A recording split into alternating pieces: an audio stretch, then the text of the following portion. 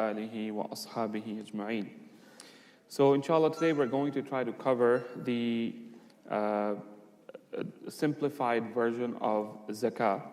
And I may not be able to cover all the details of it, so I would like to recommend everyone that if you want to basically have a simple and handy zakah guide that you can keep at home and refer to it whenever you have any questions, you can get this book. It's called The Simple Zakat Guide, written by Sheikh Joe Bradford. Okay, Joe Bradford, he is someone who studied at Medina University. He's local to Houston area, and he is someone who also spent a lot of time and research understanding Islamic finance and finance in general. So this Simple Zakat Guide is where he addresses a lot of these issues from a modern perspective. And it's literally, if you can see, that the text is big. So it's not like a very, very detailed book, and that's exactly the goal, that for any person to be able to pick up and understand zakah, get answers to their common questions, anything that you can think of as a modern, for example, one of the most common questions is 401k, IRA, pension funds, health FSA, HSA, and all of those type of things. He has a rental and lease income, real estate, business inventory, account receivables, all those type of things. So definitely get this book and keep it in your home library, and you can refer to it all the time. Now, zakah is a word which is a beautiful word, and there's no good translation for the word zakah in English, but rather it can be only understood when we have three different definitions of it. And as you can see on your screen, that one of the definitions of zakah is that it's a purification. It is a purification, for it purifies one's money from the suspicious earnings, and it purifies one's heart from being stingy. Okay? Anyone who is giving their zakah, they are giving the right that is due to the poor from their wealth. So he cannot be accused of being stingy, even if he doesn't give a single penny more. This is what Allah subhanahu wa ta'ala has obligated a person to give, he or she. So it is something that whoever gives their zakah, then they cannot be asked to give any more. If they want, that's up to them. Meaning they're not obligated by Islam to give any more. And as you know that, for example, communism believes in redistribution of wealth. So you were working, your behind off for the last 20 years, and you made a fortune for yourself. And this guy plays video games all day. So communism comes and he says, you know what we have to do is we're going to take all of your wealth and we're going to divide it equally between you. And we're going to assign him to go work. Now he shows up to work, he does a very bad job, or he does a job at all, whatever, he gets a little salary, and all of your wealth is taken away and is distributed among the people equally. And that's why what happened with the countries where communism came, and even until today, the people that are really ambitious, they want to achieve a lot, they want to have a good life, what do they end up doing? They end up leaving those countries if they can. And they come over to a system where you are rewarded for your hard work. Okay? Now, there's another system, which is capitalism, right? Which says that all of your wealth is your wealth. The government wants some taxes, but if you can figure out some of the loopholes that the government creates, then you don't have to pay any taxes if you can avoid taxes altogether, and you don't have to give a single penny, even if you are living in a mansion and the people in front of you are dying of hunger. So, what does Islam say? Islam says both of them are too extreme. But rather, Islam says, if you have money that's been sitting, you only have to give 2.5% of it per year. Okay? You only have to give 2.5% of it. Not all of it, not half of it, not 25% of it, not a significant amount at all. It's only 2.5% out of $100, only $2.50 you have to give. So it will never really be a burden on the person who's giving it, because it's such a small percentage. And it is a percentage, so if you have less money, your zakah is even less, right? So it's not that you don't care anything at all about the poor, you're just enjoying your life. And it's not that all of your hard work has been snatched away from you, and now you have no reason to work any harder, and because all of your wealth is going to be taken by the government anyways, right? So Islam showed us the way that is known to Allah subhanahu wa ta'ala as the wisest way, which is only 2.5%.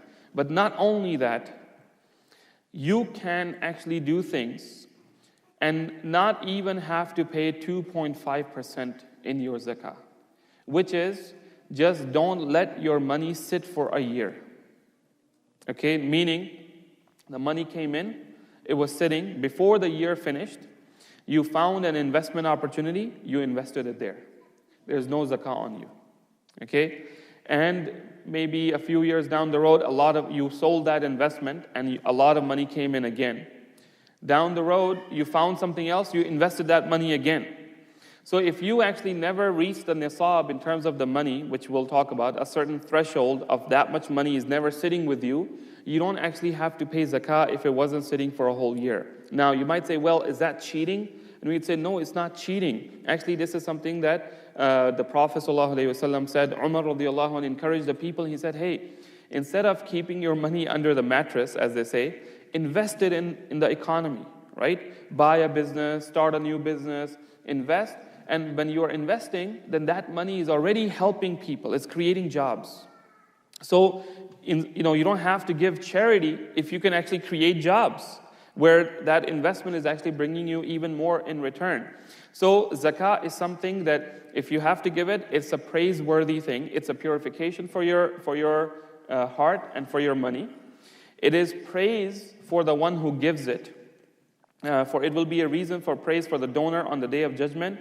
And also he or she will be praised by the recipients, right? The poor people who receive the zakah, they would be so happy that they are getting this extra help from someone who would otherwise be envious and hateful of the wealthy. Okay? And that's one of the backdrops of the communist system. And that is the reality in the capitalist system.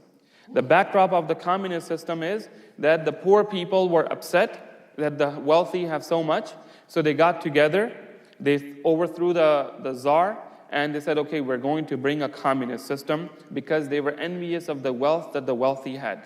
Okay? And in capitalist systems, in the West, you can see that, the wealth, they are very wealthy people and that they are the poor people. And if you ask the poor people, what do you think about the wealthy people? They always have negative things to say, right? They say that, they are buying jets and they're buying yachts and we are here starving and they can come and give us some money, right? But when you look at the Sahaba, there were very wealthy companions among the Sahaba and there were very poor companions among the Sahaba, but they were never complaining about wealth about each other, but rather, what were they complaining about? Who remembers that hadith? Yes?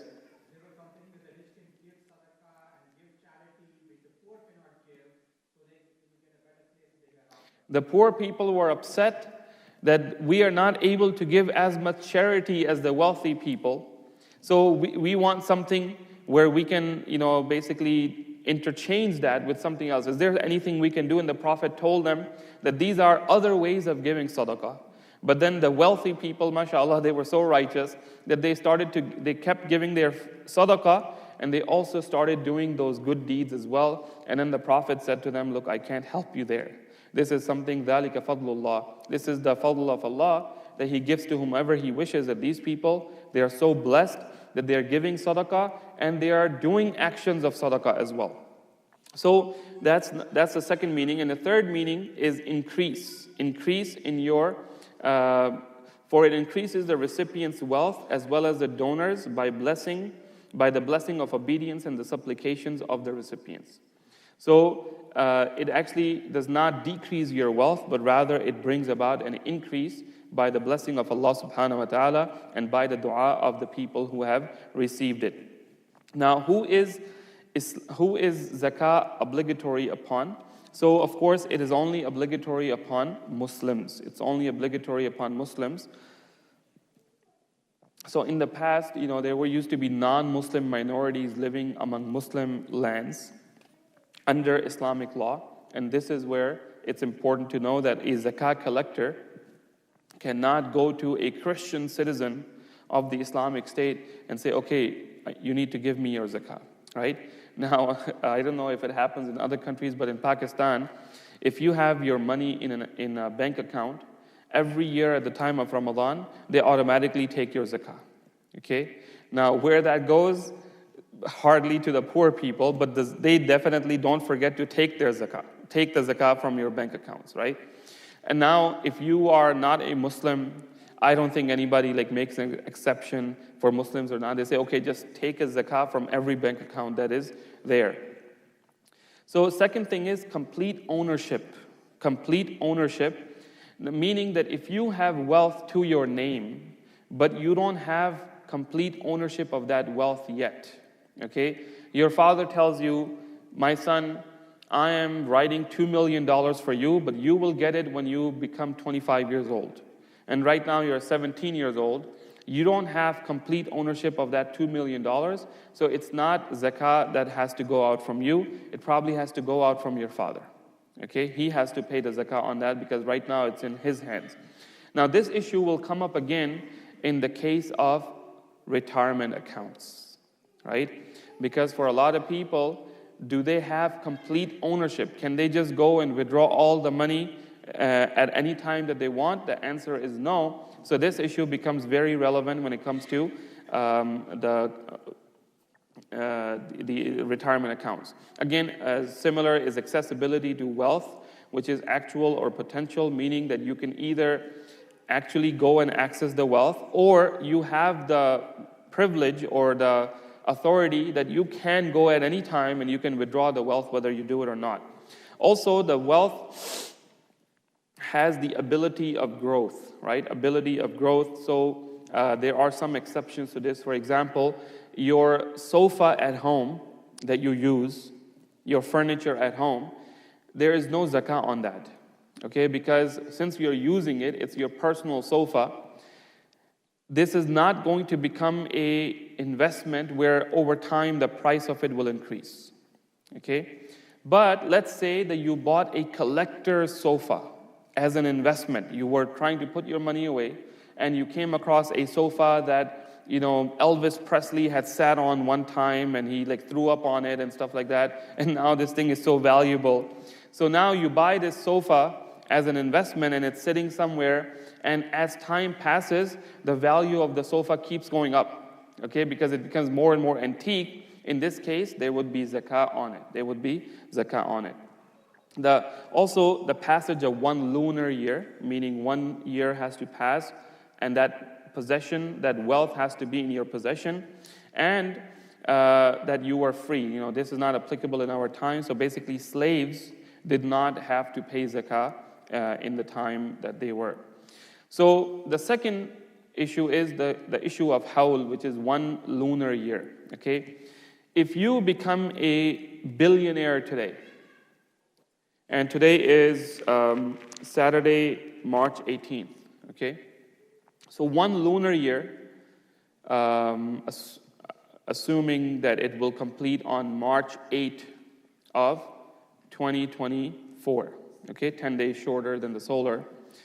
If by the time March 8, 2024 comes around and you spent the $1 billion that you got today, you don't have to pay any zakah, okay? Or you rolled it into an investment, so it wasn't in your hand anymore, then in that case, the investment will become zakatable 1 year from the time that it started, okay? So which means that basically what zakah is really going out on, generally speaking, is money that's been sitting and it's not helping anybody, okay? It's sitting in your account, it's sitting under your mattress, it's sitting in your safe deposit box, and it's been sitting there for a whole year. That's primarily the type of wealth in which you have to pay zakah. But if that money has been going out and coming back in, going out and coming back in, and when it comes back in, it never stays for 1 whole lunar year, there's no zakah on it. There is no zakah on it. So if you were to calculate your zakah according to the solar year, right? So you had some money sitting, and now you say, well, lunar year is really confusing for me. Can I just do it on every March 18th? Okay? So in that case, you can do that, but you would basically not pay 2.5%, but you would pay 2.575%. Basically, you would prorate 10 extra days from the lunar year, and you're going to basically pay that rate, which basically means that you are paying 2.5% for the lunar year, and you're paying the portion of the 10 extra days from the next lunar year in advance, basically. Okay? Exceptions to this are certain things, which is what comes out of the land, and we'll talk about that, and the growth of capital through profit or birth. Okay? So let's say that you had $1 million invested somewhere. Over 1 year, that investment, I'll give you an easier example. You had 100 cows, okay? And they are in a big farmland, and they live there, and there's somebody there taking care of them. And over the last year, the 100 cows gave birth, and the 100 became 130, okay? When one lunar year passes from the time that you acquired those cows until now, right, 1 year passed, do you give zakah on 100 cows or 130 cows? What? 100? 130. Why? Because the 30 came out from the 100. Okay? Had you bought another 30 new cows and added them in there, then you would not have done that, because those 30 cows will become zakatable at their time. Okay? 1 year from that time. So if it's profit from within the investment, which is basically called capital gains, right? You have some capital, and that capital grew even more. So in that case, you pay zakah on the total, even though it increased a little bit, and some of it may only have come to you 10 days ago. But you basically, on the day of your zakat, you basically calculate whatever was put out there and whatever increased in it, and you just pay the zakah on that. If you, of course, did not withdraw that. Now, types of property on which zakah must be paid. What comes out of the land, we're not going to discuss that in much detail, because I doubt that anybody here is a farmer. If you are a farmer, then you need to have a special class on zakah on farming. We don't even learn about this stuff anymore. Because, not too many people are farmers these days, but those who are, they have to basically, there is a chapter on that here, but the chapter is called, I doubt you are a farmer. But he says, in case you are, here are the rules. I actually have a friend of mine back in Georgia. He has a Wi-Fi operated pecan farm. Okay? He got some land, he planted some stuff, and everything in that thing is Wi-Fi operated. Okay? So from his phone, he basically operates that farm, the water measurements and release of water, control of water, everything he basically does. Once a year, him and his wife, they go and they have to do some manual work. So they just go there and they spend a few days on the farm. They have a little camper there. But basically, almost everything is done automatically. But it's a very exceptional case. But he's in IT, so he basically applied his IT skills into farming. Also, merchandise prepared for sale, okay? This is a very important thing, that anything that you bought as a merchandise, as something that you're going to sell and make profit from, that is actually zakatable, okay? So let's say that FIFA World Cup is coming to America in 2026, right? So you go and you say, okay, I'm going to buy 50 tickets for Houston. And these 50 tickets are going to increase in time as we get closer and closer to the World Cup. So I'm going to just sit on them. And when they increase, then I'm going to sell them and make a profit. So guess what? Every year, you actually have, this is an investment. This is a merchandise that you bought. And every year on your zakah due date, you actually have to calculate the zakah on the value, and you have to give zakah from that too. Of course, not common in our time is free grazing, domesticated livestock. Now, what is the nisab? Nisab is the minimum amount that if you have less money than that, there's no zakah on you. So if you are someone, number one, it doesn't matter how much you earn. If you spend all of what you earn and you don't have any savings, there's no zakah on you. Okay? You are basically a poor person. Okay? And it's a bad thing to be, by the way. If you are earning everything that you're earning and you're spending everything that you are earning, then you are in a serious danger and you need to get some financial counseling to get out of this very, very dangerous situation you're in. You're living on the edge. If you miss one paycheck, you won't be able to pay your bills. Okay? So don't be in that situation. Build an emergency fund first and then start to make some investments, and we can talk about that another time. Now, let's say that you are not earning, you're not spending as much as you're earning. Every year you're saving 20%, 30% of what you're earning. And that money that you're saving saving on the side. So last year, let's say that you saved $1,000. You managed to save $1,000 out of everything, all your bills and everything were paid, you saved $1,000. So if those $1,000 don't meet the minimum amount, okay, if they are less than that, you don't have to give zakah on that. And if that money, that amount is more than the minimum amount where zakah begins, then you have to pay zakah, right? So now the question is, what is the minimum amount? What is the nisab? What is the nisab? Anybody knows? What's the threshold in today's dollars?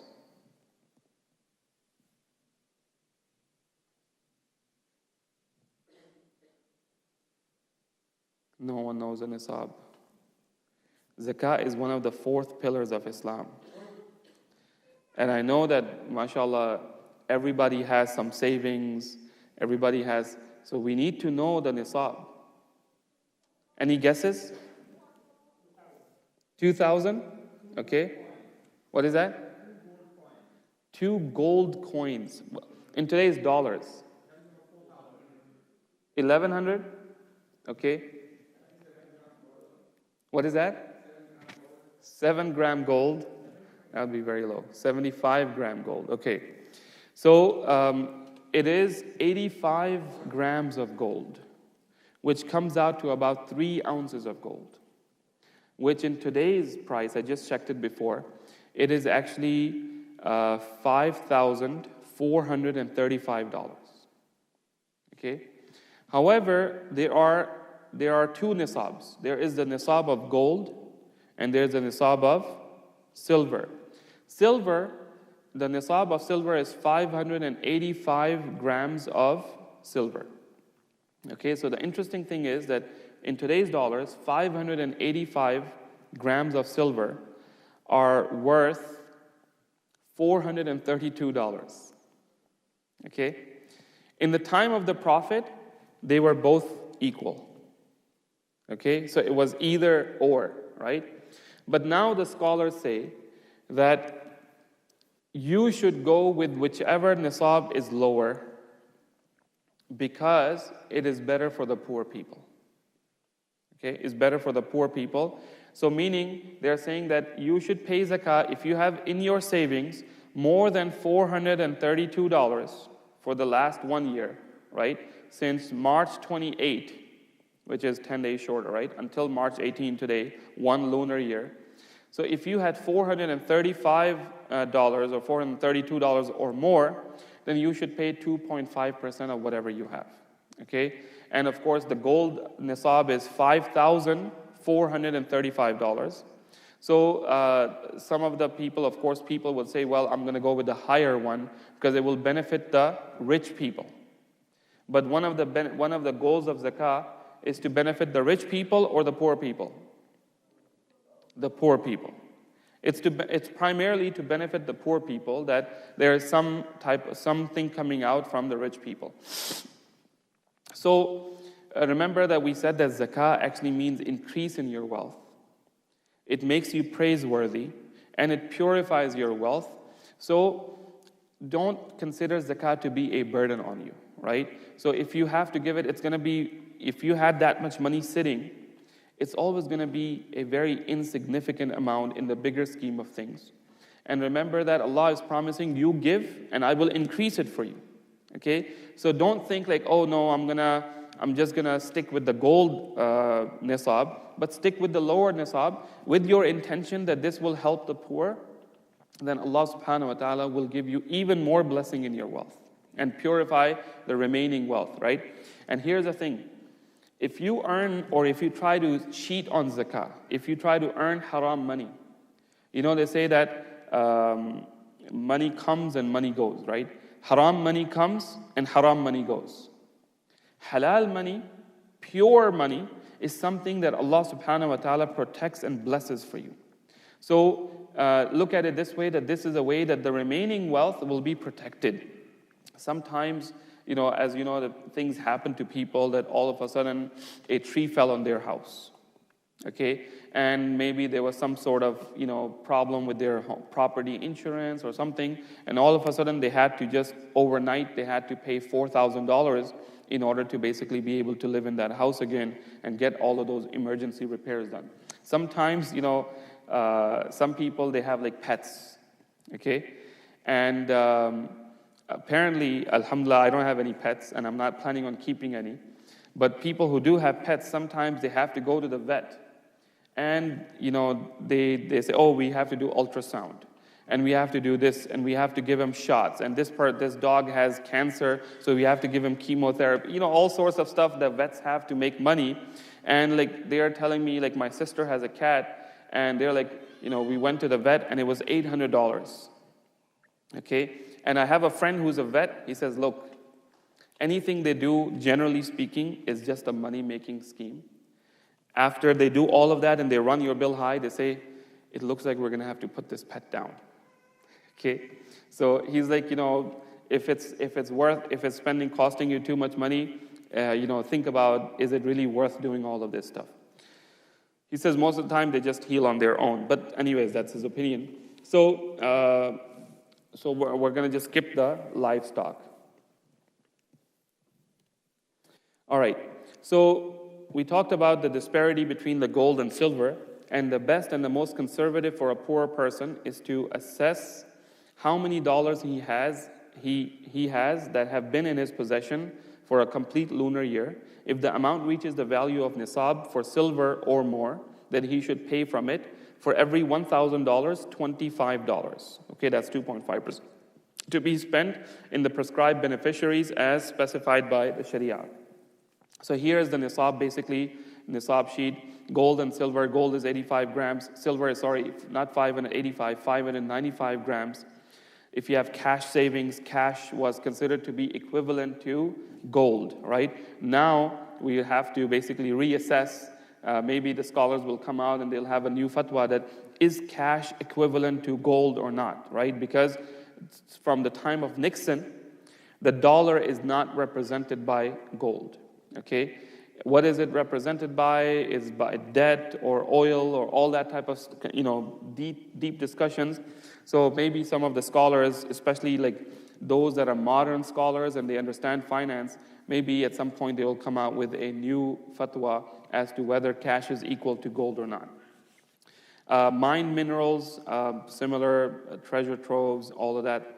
And then there's the crops, there's cows, there's goats. There's camels, right? Anybody need to know the nisab for camel? Anybody owns camels here? No? Okay, we'll skip. So, what is that? Yes.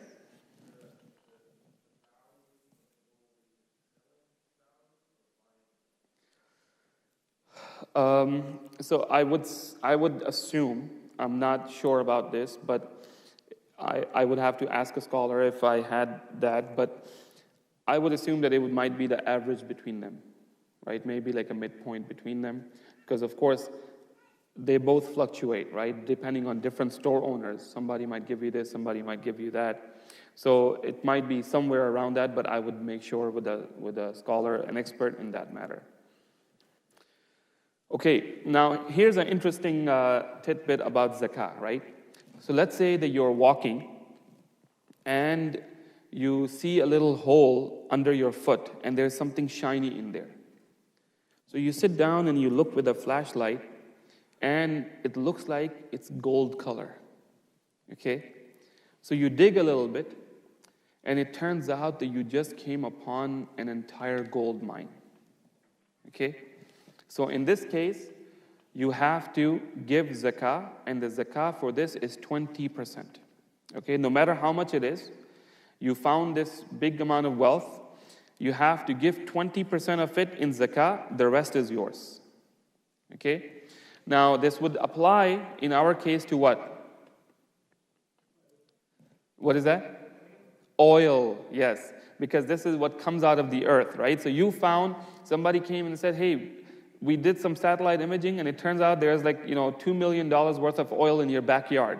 Say, okay, so out of $2 million, how much you have to give zakah? 20%, right? So 20% is $400,000 you give, the rest is yours, okay? And you basically, as it comes out, as you start to get the payment, you give that much in zakah and the rest is yours. Now, what is that? No, one time, yes. So one time you would give it this way, then the next year, if that money was still sitting with you, then it would have the 2.5%, okay? So also, if you found, let's say you were walking and you found a backpack, okay? You picked up this backpack and this backpack is filled with diamonds. You try to investigate who dropped it, you looked here and there, you made announcements. None of that could bring you the real owner of that backpack. So now you can actually keep this money. But again, you have to give 20% of it in zakah.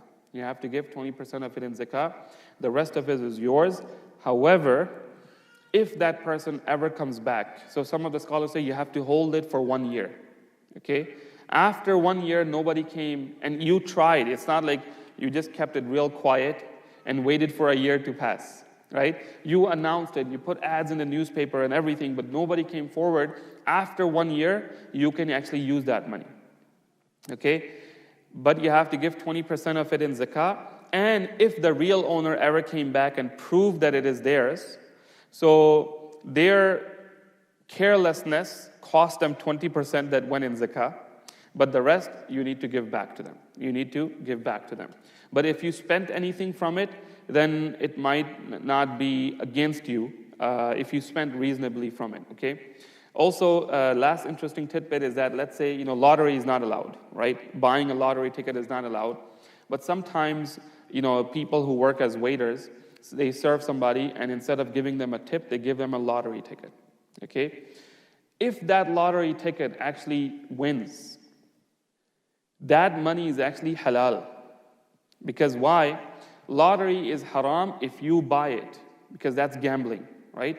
If you didn't buy it, somebody gave it to you for free, and there's no foul play, it wasn't a setup, you didn't pay that guy on the side to buy you a ticket or anything like that. Allah knows the details, right?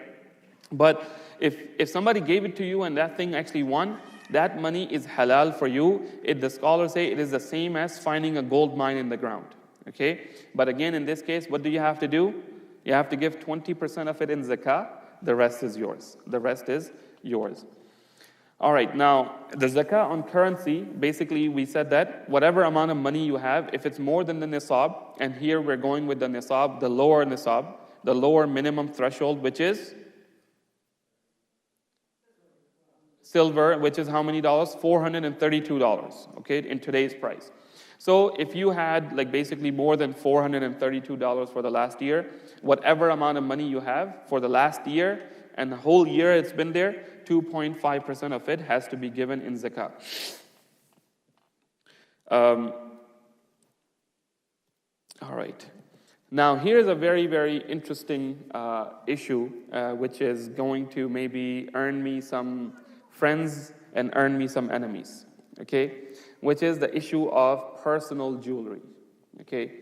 Because here's the issue, right? Most Muslim women, in many of our cultures that we come from, when a young girl gets married, their parents give them a lot of personal jewelry, okay? So is there zakah on that personal jewelry or not? Okay? So what do you think? Is there zakah on it or not? If it's for personal, then no. Sisters, what do you say?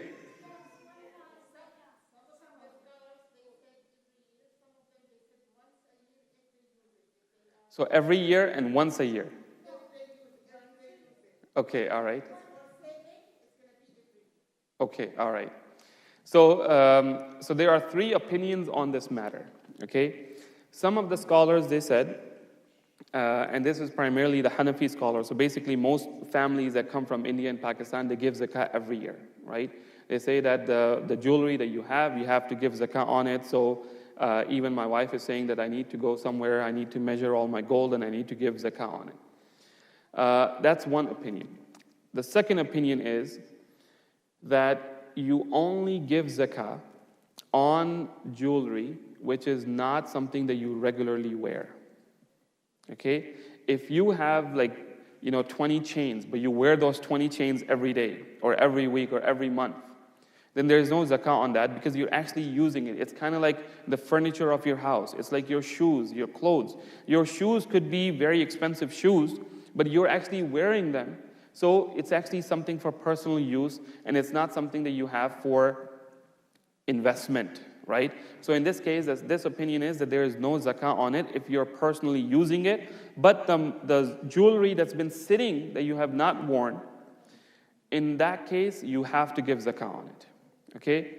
Now the third opinion is interesting opinion. It says that, look, even if you are not using the jewelry, if it is meant as a personal belonging, and it's not meant as a merchandise, then you don't have to give zakah on it.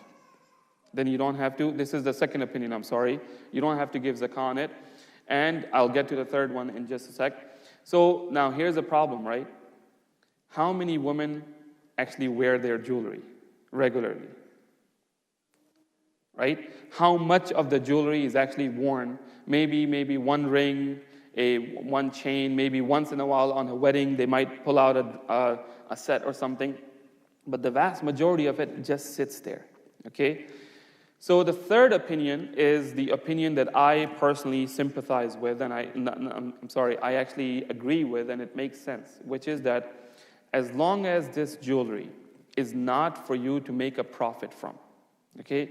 It's there as your personal belonging. So for me, most women, their jewelry, the parents give it to them that if a difficult day comes upon them, they could sell the jewelry and they could basically live off of that and get out of that emergency.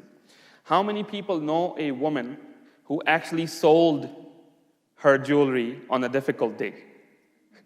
Or who would be willing to do it, right? Very, very few of them, right? They would say, I'd rather sell my clothes, I'll sell my shoes, I'll sell my house, but I don't want to sell my jewelry, right? So for most women, in my experience, is, you don't touch that. It just stays there in the family. Once she gets old, her daughter gets married, she passes on to them, okay? So in this case, what you're going to have is, let's say you have 10 ounces of gold, and every year you're giving 2.5% of it in zakah.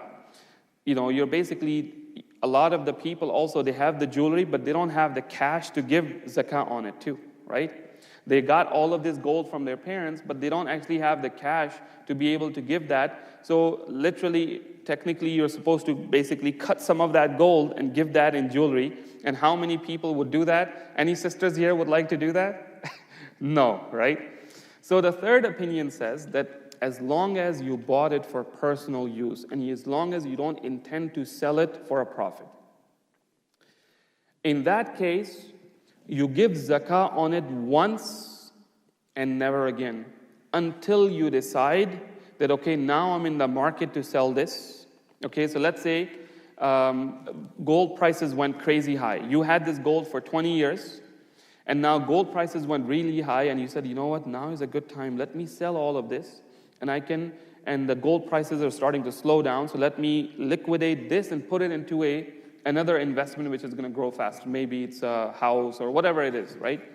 So in that case, the day that you decided, let's say March 18, you decided that, okay, we're going to sell this gold.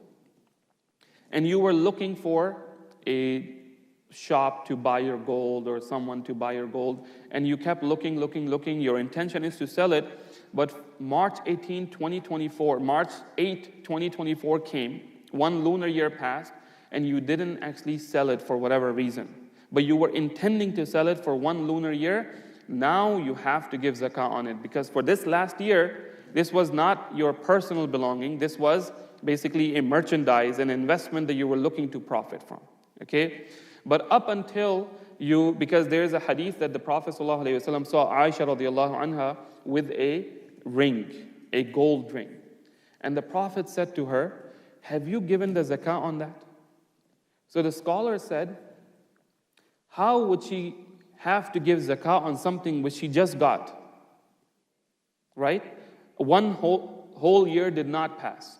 So they said that based on this hadith and some of the others, they said that if you buy something for personal use, then give zakah on it one time, and then you keep it. You don't have to give zakah on it as long as you keep it for personal use. Okay, yes.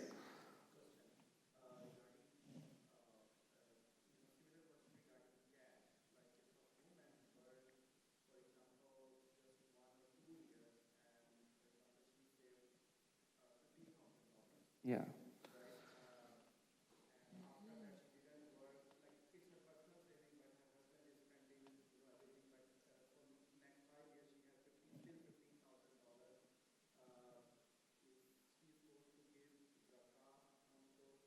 So his question is that, let's say a sister has $15,000 in savings, and her husband is spending on her, so it's just her personal savings that she has. Does she have to give zakah on that? And the answer is yes, she has to give zakah, because cash is always a type of merchandise, meaning that no one has attraction or affection for that actual bill that you have in your hand, right? That is just a representation of the value. So there's no personal belonging here. So in that case, cash is cash. Gold can be a personal jewel, just like you have a watch, you have something that you use, or it could be a merchandise. So here the intention makes a difference. But cash can never be that somebody, usually people don't say, well, these bills of $100 were given to me by my father before he passed away, and I will never give them away. Okay? So he's keeping them as a personal effect. Maybe it could be argued that he does not have to pay zakah on that. But if he's just keeping it as value, which is the case with the vast majority of people, in that case, zakah has to be paid on that. Only silver is permissible for men, by the way. So, if you get married or your son gets married, please don't accept and don't give gold rings to men. Okay? Even though the custom might say you need to do it, don't do that. Yes? Do you have to be a certain age to give zakah? Are you wealthy? No. So the age doesn't matter, but the wealth matters. When you are wealthy, then you need to give zakah. If you are 12 years old and you have money and you are able to understand what zakah is, then you need to give zakah. And if you are not, then whoever is taking care of that wealth for you, they may need to give zakah from that. Okay. Yes.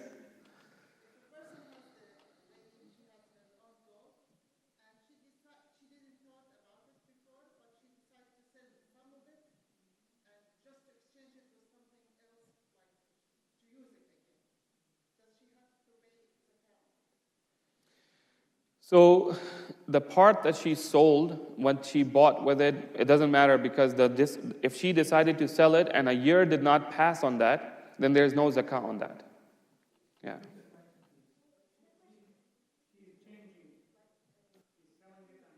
So before she sold it, it was personal gold. So there was no zakah on that, in my opinion, the one that I follow. And then when she changed it for something else to wear it, because a lot of women, they say that this gold has become outdated, it's old school, so I want to sell it and get a new style one, right? So that one was personal, and this is personal. There's no zakah on that, in the opinion that I follow. Of course, it's going to earn me a lot of friends, and it's going to earn me some enemies. I know that. Yes? If a man is about to receive a gift, as a gold jewelry, considering that it is not halal for men, should they accept? So if a man receives gold as a gift, do they accept it or not if they cannot wear it? So the Prophet ﷺ gave Umar ibn al-Khattab radiallahu anh some silk cloth. And Umar radiallahu anhu said that, Ya Rasulullah, didn't you tell us that this is haram? So the Prophet said, I didn't say that you have to wear it. Okay? He said, I didn't say you have to wear it. So that shows that you can, if it has a halal use, then you can have it. Okay? If it does not have any halal use, then you cannot have it. So for example, if somebody gave you a gold spoon to eat, okay? Men are not allowed to use a gold spoon and women are not allowed to use a gold spoon. So in that case, you are not supposed to accept that as a gift. Now, if it's a gold spoon, which is kind of like a trophy spoon, it's not really meant as an eating spoon, it's actually maybe just a gold shaped into a spoon or sometime, that might be up for discussion. Okay, the standard fatwa with regards to anything other than gold and silver, okay, which means diamonds, platinum, anything else other than gold and silver, the standard fatwa up until recently has been that there is no zakah on anything but gold and silver or its representations, okay?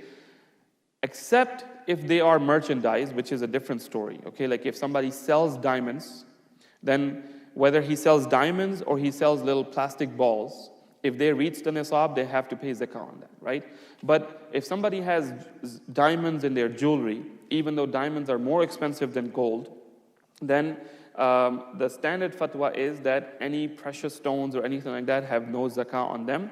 However, I've seen some of the scholars discussing that perhaps this needs to be updated, that in the past this was not so common, but now somebody could kind of try to cheat the system and liquidate all their gold and buy diamonds for it, right? And then they would try to be cheating the system. So in that case, this would not be benefiting the poor. So perhaps there needs to be an update based on the situation. Impure gold and silver, right? So if the silver or gold is impure, then no zakah until the pure amount is nisab. So let's say that somebody is calculating zakah on a, what's half purity, like 14 karat, right? 14 karat gold, which weighs, 6 ounces, okay? So if it's 14 karat, 24 karat is full, right? So in this case, if you were to take out that which is not pure gold, the remainder pure gold will still be above the nisab, which is about 3 ounces of gold. In that case, they have to give zakah on that, okay? All right, now here's a thing about modern financial issues, okay? Modern financial issues. So whatever is spent prior to the zakah due date is not zakatable. You had $1 million, and before your due date came, you spent, out of the $1 million, you spent $900,000. Maybe one day before, okay? As long as you were not trying to cheat the system and trying to just say, okay, my brother, hold my money for 3 days. Okay, let my zakah due date pass and give it back to me. People used to do that. They would have a farm, they would have an amount of cows. They would say, okay, I'm giving you 2 of my cows to just get just below the limit. So the zakah collector would come, he says, you don't have enough cows to give zakah. Okay, 3 days later, that guy gives him the cows back. This is, of course, cheating Allah subhanahu wa ta'ala. And if anybody wants to cheat Allah, you can go ahead and try, and then let us know from hellfire how it felt. So whoever tries, but whatever is spent. So let's say that you are someone who's living off of savings. Okay, you have $1 million in savings. So your zakah due date is coming up on March 25th. Okay, what you can do legally, Islamically legally, is that before March 25th comes, you take from the $1 million and you pay your entire year's rent. Okay? You prepay your gas. Okay, you have a deal with a gas station. He says, hey, I normally buy about $3,000 worth of gas a year, so I'm going to pay it to you in advance. He says, okay, you pay it to me, and then for the whole year, the gas is free for you. Okay? You calculate that your electricity bill averages out to be about $6,000.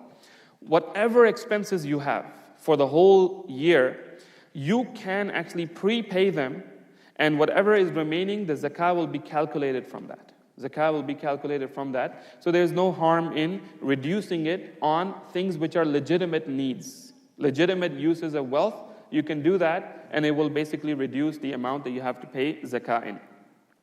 Whatever remain until the zakat due date is zakatable, even if a lunar year did not pass on these assets yet. So this is basically where one method is that every year on your due date, you basically look at your total assets.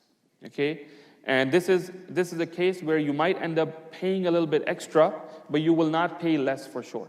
Okay? Which means that you just say, okay, on every year, on March 1st, I'm going to look at my savings account, and any savings that I have, I'm going to gather all of that up. And I'm going to see what was it last year, what was it this year. Last year, it was $10,000. This year, it was $12,000. So if that amount that comes out total is more than the minimum nisab, you just pay zakah from that. Okay? Now, is it possible from that $12,000, $2,000 may have just come to you 2 months ago? Okay? Another $4,000 came to you 4 months ago. Okay? In this case, you can overpay, but you will not underpay. Okay? And for a Muslim, our bigger concern is to make sure that we don't underpay. If we overpay, then this is sadaqah.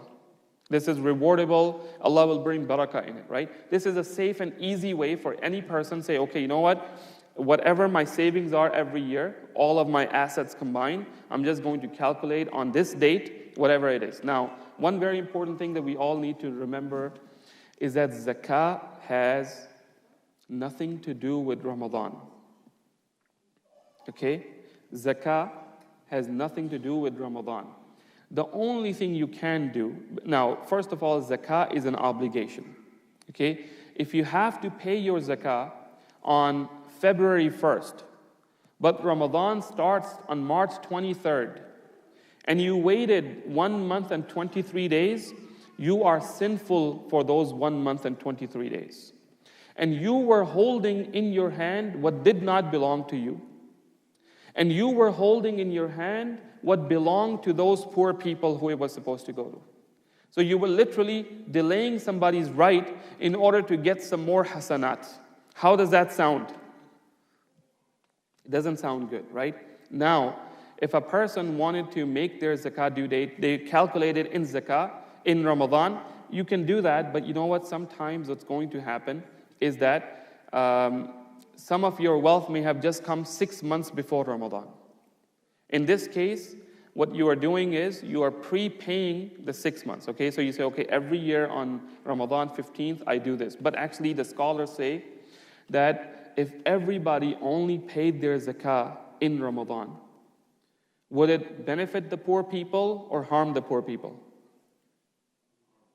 It would harm them, right?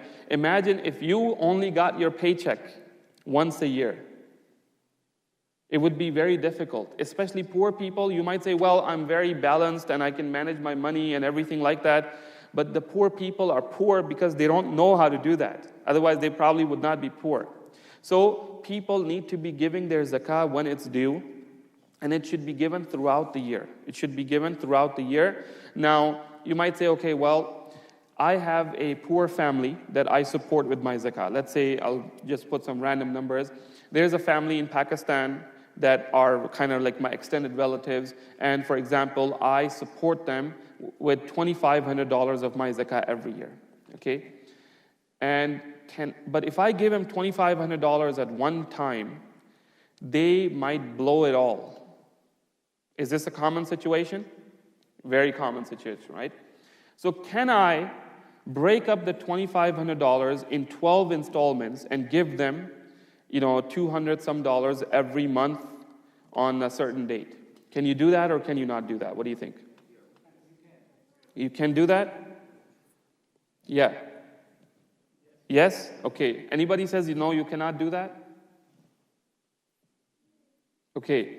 So you can do that with one condition, which is that you have to make sure that your last payment is not past your zakat due date. Okay, basically what you have to do is you have to start your installments 1 year before, as you are doing advanced calculation and you're prepaying your zakah every month, $200 some. Why? Because if you say, okay, $2,500 is taken out for zakah in Ramadan, and now I'm going to give him that money technically, the scholars say, is not yours to keep right now. Okay? It's not yours to keep. It needs to get in the hands of the people who need it. So if you say, well, you know what, in this case, this person is not going to be benefited, they're going to blow it all and they would still come back for help. So in this case, to basically make sure that you are okay, you start beforehand and you start giving them those installments before. And of course, most people are able to calculate in advance what it is, what it is that they're going to be giving. Now, I want to cover the last thing. Yes. How important it is to identify a person to whom zakat has to be given, whether they are sahib or nisab or not, because it's not always easy to Yeah, so this is an issue that we actually have quite a bit left and we have run out of time. So what we can do is that we can stop now, we can do our salah, and then after salah, if you want to stay, you can stay. But if you want to go home, you can continue watching us online and we'll cover all of these issues, okay? So the last question that the brother gave, very good, which is that how important is it for us to determine if the person that we're giving zakah to is eligible for zakah or not, okay? So inshallah, we'll discuss that when we come back. Jazakumullah khair. Assalamu alaikum. And remember that if you want to walk away or if you want to have some resource to always have in your home to refer to, this is a book called The Simple Zakat Guide, which is available on Amazon. You should have it at home and be able to refer to it. It's written by Joe Bradford. I'm going to just leave it here, so if anybody needs to take a picture, can do so.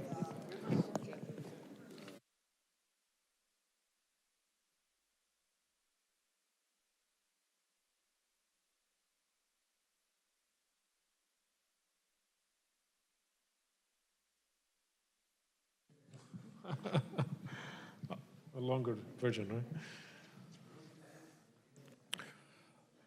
Allahu Akbar, Allahu Akbar. Allahu Akbar, Allahu Akbar. أشهد أن لا إله إلا الله. أشهد أن لا إله إلا الله. أشهد أن محمدًا رسول الله. أشهد أن محمدًا رسول الله. حي على الصلاة.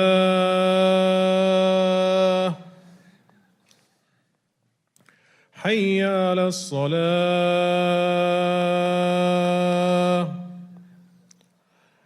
حي على الفلاح. حي على الفلاح.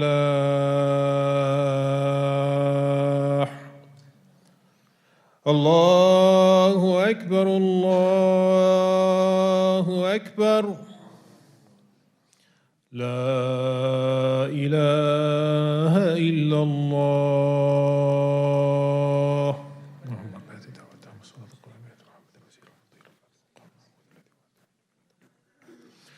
الله أكبر، الله أكبر. أشهد أن لا إله إلا الله. أشهد أن محمدا رسول الله. حي على الصلاة، حي على الفلاح. قد قامت الصلاة، قد قامت الصلاة. الله أكبر، الله أكبر.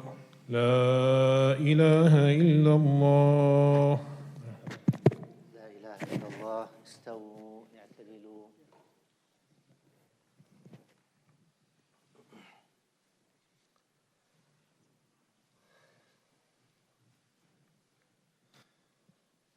الله أكبر.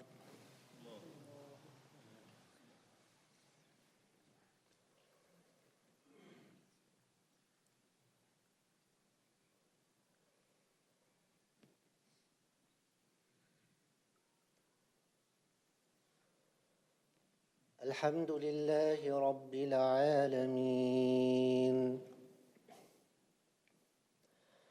الرحمن الرحيم مالك يوم الدين إياك نعبد وإياك نستعين اهدنا الصراط المستقيم صراط الذين أنعمت عليهم غير المغضوب عليهم ولا الضالين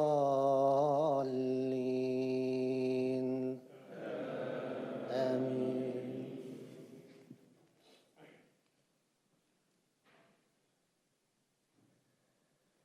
الحمد لله الذي خلق السماوات والأرض وجعل الظلمات والنور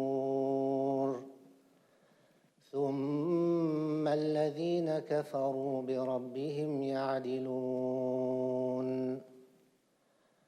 هو الذي خلقكم من طين ثم قضى أجلا وأجل مسمى عنده ثم أنتم تمترون وهو الله في السماوات وفي الأرض يعلم سركم وجهركم ويعلم ما تكسبون وما تأتيهم من آية من آيات ربهم إلا كانوا عنها معرضين فقد كذبوا بالحق لما جاءهم فسوف يأتيهم أنباء ما كانوا به يستهزئون ألم يروا كم أهلكنا من قبلهم من قرن مكناهم في الأرض ما لم نمكن لكم وأرسلنا السماء عليهم مدرارا وجعلنا الأنهار تجري من تحتهم فأهلكناهم بذنوبهم وأنشأنا من بعدهم قرنا آخرين ولو نزلنا عليك كتابا في قرطاس فلمسوه بأيديهم لقال الذين كفروا إن هذا إلا سحر مبين وقالوا لولا أنزل عليه ملك ولو أنزلنا ملكا لقضي الأمر ثم لا ينظرون ولو جعلناه ملكا لجعلناه رجلا وللبسنا عليهم ما يلبسون.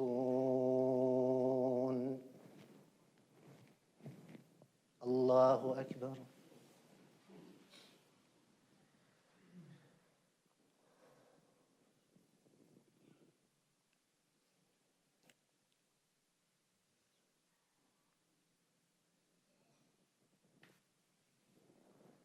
سمع الله لمن حمده.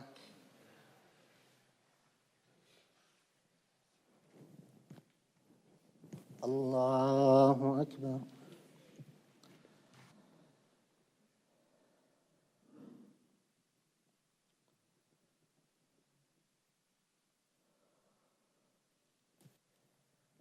الله أكبر.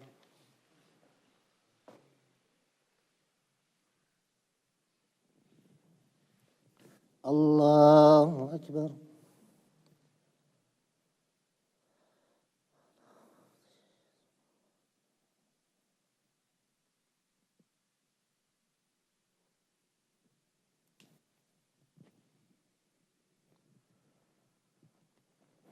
الله أكبر.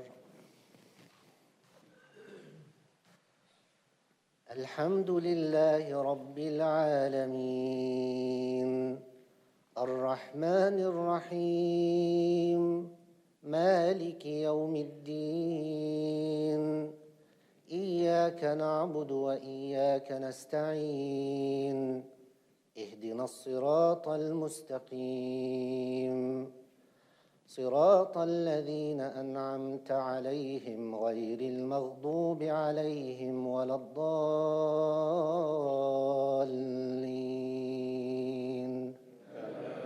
آمين.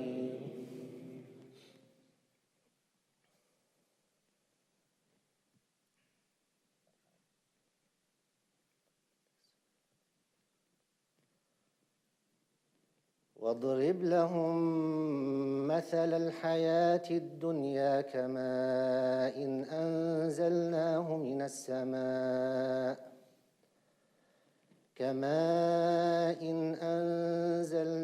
من السماء فاختلط به نبات الأرض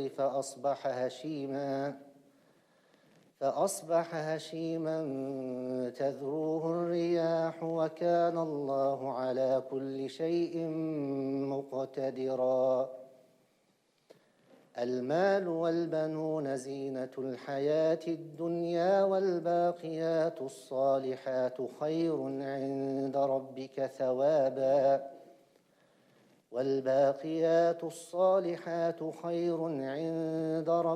ثوابا وخير أملا. ويوم نسير الجبال وترى الأرض بارزة وحشرناهم فلم نغادر منهم أحدا وعرضوا على ربك صفا لقد جئتمونا كما خلقناكم أول مرة بل زعمتم أن لن نجعل لكم موعدا.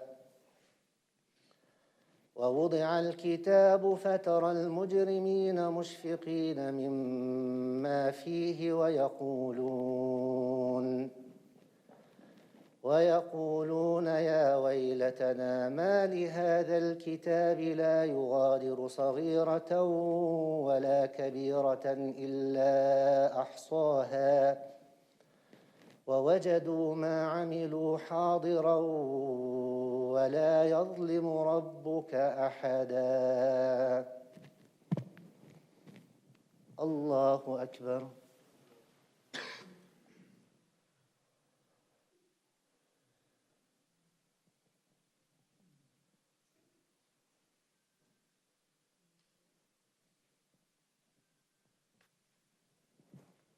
سمع الله لمن حمده.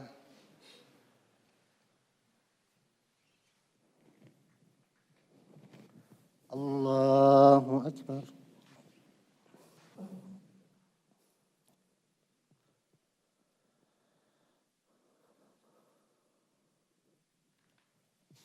الله أكبر.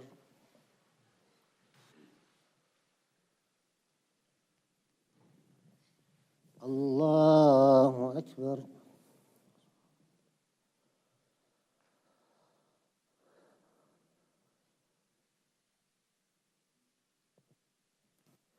الله أكبر.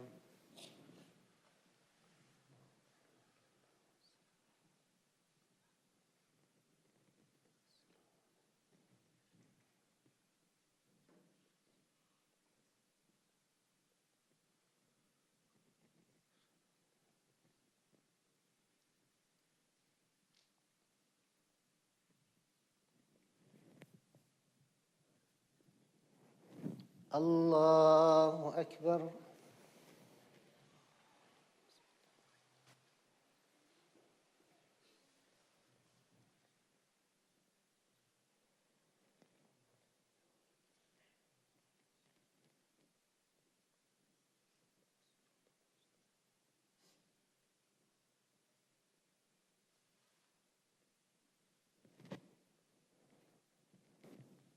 الله أكبر.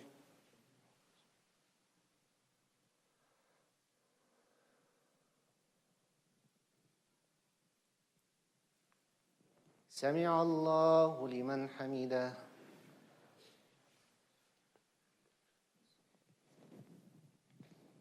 الله أكبر.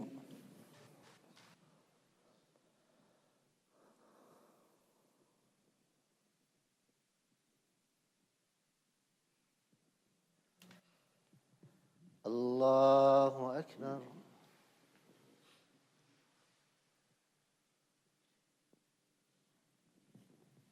الله أكبر.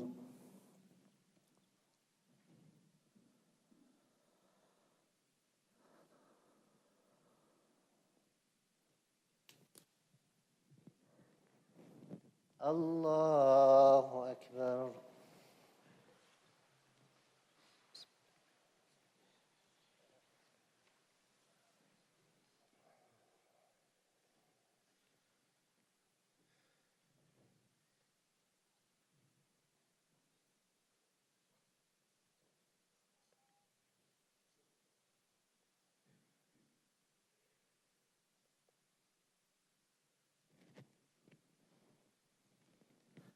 الله أكبر.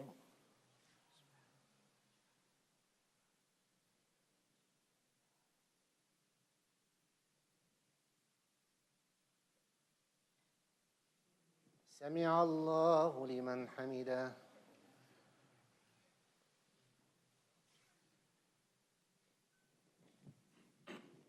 الله أكبر.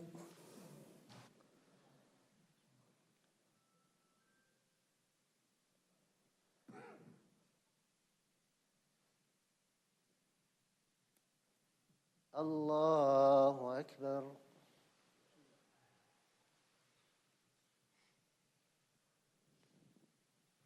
الله أكبر.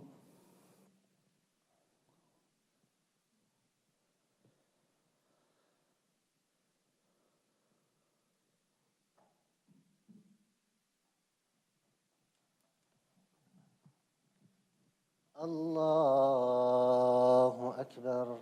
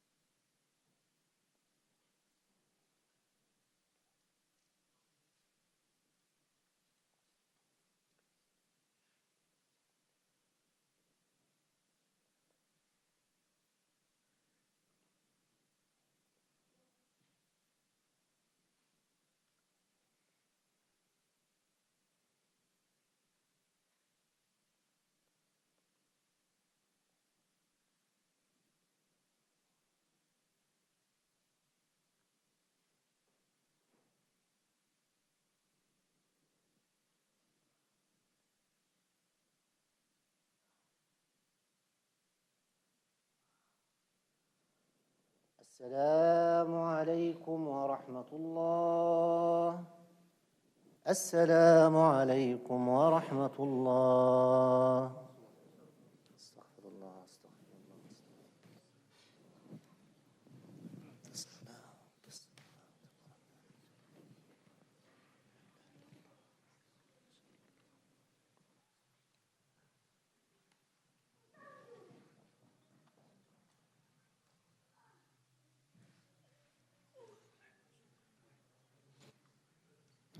Inshallah, we'll give 5 minutes for people to pray their sunnah, and then after that, we'll restart where we left off. Like we said, if you need to go home, you can continue watching on our YouTube channel, or if you want to stay with us, you're welcome to do so. Jazakumullah khair.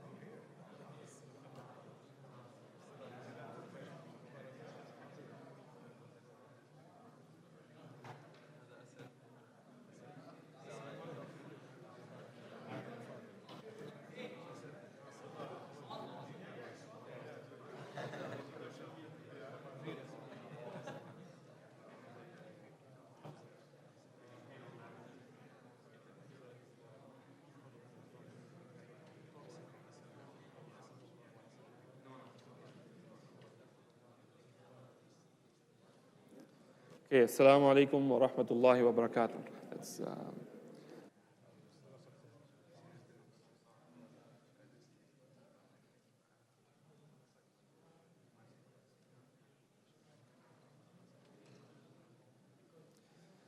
Alhamdulillah, salatu wa salamu ala rasulillah. Okay, so we had a question about how do you, when you give the zakat to, how do you determine if the person deserves the zakat or not? So there's actually a slide on that, which is those that the zakat is given to. And there are a few rules with regards to that. Basically, the summary answer of that question is that if you try to do your basic due diligence, if somebody says that they are eligible for zakah, you can give them the zakah. If they are lying to you, the burden is on them. Okay? Unless you openly see that for some reason this person is a liar, they are a criminal, then you don't give them the zakah, you give it to another person. In our time, we don't have that problem. We have way too many poor people to give the zakat to, right? But if you made a mistake and you misjudged a poor person and gave them your zakah, then if your intention was not to do any type of cheating or scamming or anything like that with Allah, then inshallah it is forgiven, but a person should try. There are some categories that we'll get to. Of course, among them is, for example, that the family of the Prophet ﷺ is not supposed to be given zakah. Okay? Now, the question is that let's say that you know a family in your neighborhood that is from the lineage of the Prophet ﷺ, okay? And this family is in need. But your zakah time comes, so you say, well, we learned that we cannot give them zakah. So you give zakah to some other poor people and leave these people in poverty, right? So what do you do? What do you do in this case? You can't give them zakah. Gifts, okay. Give them sadaqah, okay. So even the family, the Prophet ﷺ could not take sadaqah, okay. So basically what that meant was that, so think about it, when the Prophet ﷺ passed away and he leaves behind his family, right? His wives, his children, the children's children.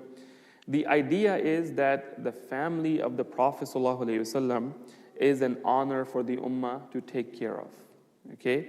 So it should be a line item in our budget to take care of them, not to let them rot in poverty.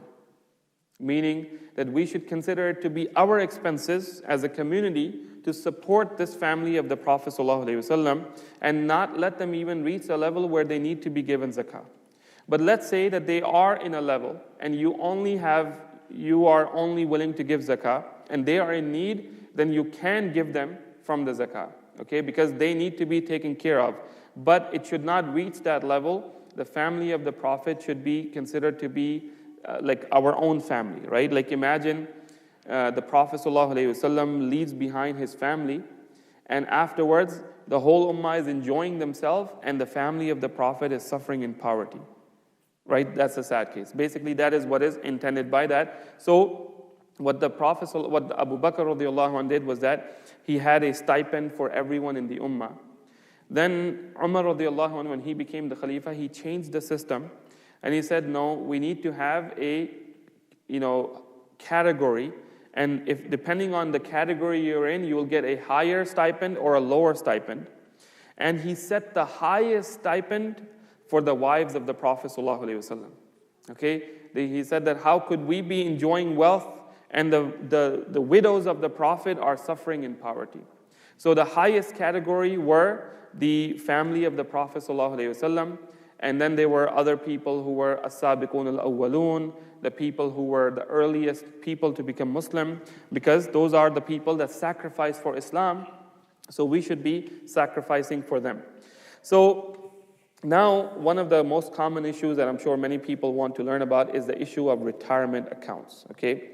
And the issue of retirement accounts, as we mentioned earlier, is an issue of possession of that wealth, okay? So, and a typical example I would say is that let's say someone has $100,000 in their retirement account. They've been working for 15, 20 years. They've been contributing, the market went up, and they have all of this money in there. Now, we're not discussing the halalness or the haramness of the investments. That's a different issue. Today, we're just assuming all of it is halal, and you have this much money. Do you pay zakah on it or not? Now, the problem is that if you go to withdraw this money, you will be hit by significant amount of taxes, right? Like maybe like 30% taxes, penalties, and this and that for early withdrawal. So most people, they don't do it. Now, what is the zakah on $100,000? $2,500, right? It is very likely that the person who actually has that, they are, besides what automatically goes into their savings account, retirement savings account, they are living hand to mouth, okay? And they don't even have enough money to give $2,500 in zakah every year, right? They don't have the cash on hand. Now, multiply that by 2 or 3, 4 times. Somebody has $500,000. Okay? What is the zakah on $500,000? $12,500. Not most people who are just only savings they have is their retirement savings, and they're living like just hand to mouth. They're just they don't have a lot of other savings and whatnot. They may be able to give one time $12,500, but they can't give $12,500 every year, right? Especially if they're not withdrawing it from there. And if they withdraw it from there, then it drops by 30%, right? Which is a very significant hit. So there are two opinions of scholars on this, and this book explains that. He says that there are 2 schools of thought on that among the modern scholars. One of them, they say that you gotta pay. You gotta pay whatever. They say that if you were to withdraw your money, let's say $500,000, if you were to withdraw it, let's use a $100,000 example. If you were to withdraw it today with the taxes and penalty that you were going to get hit with, you are going to actually be able to withdraw $70,000. Okay? So they say that every year you have to calculate that amount and you have to give zakah on that, which would be the zakah on $70,000. The other school of thought on this matter says that, look, this is not practical for most people. Okay? Most people will not be able to give a significant amount of zakah in that level every year. They might be able to give 1 year maybe, but the next year, then the year after, it's going to get very difficult, especially as the amount increases.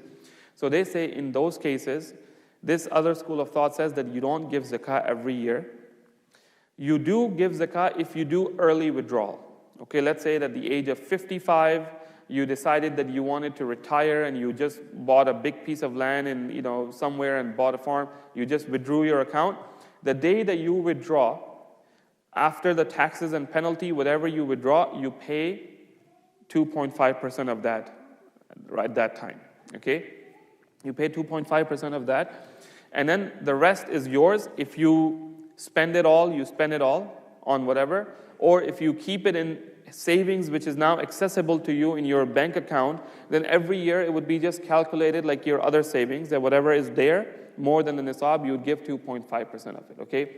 Now, this opinion to me makes a lot of sense, and I feel like the scholars that may be giving that other fatwa that you have to pay every year, they probably don't have a retirement account themselves, okay? And that's the reality that most imams, most scholars, they don't even know anything about retirement account, okay? So, and that's one of the things that we talked about yesterday with Imam Shafi'i, is that when you are getting a fatwa from someone, that person really needs to understand this situation, okay? They need to feel the pain that you are feeling for them to be able to really take into consideration the different leniencies and the flexibilities that the Sharia has. So basically, the other school of thought says that, look, we treat this money as if that this money has been taken by the government and they're holding it for you, you don't have it. For you, it's just a number, but you don't have any access to that money. When you withdraw it, either early or late, whatever you withdraw, you pay the zakah at that time. Okay? You pay the zakah at that time, and you paid for 1 year. okay? Because that's the total lump sum that you have. You pay the zakah on it that one time. Now, what if that money remains sitting there? You reach the age of retirement, and you don't withdraw all of it lump sum, but you just start to take a monthly payment from it, okay? What do you do in this case? So in this case, is that money accessible to you?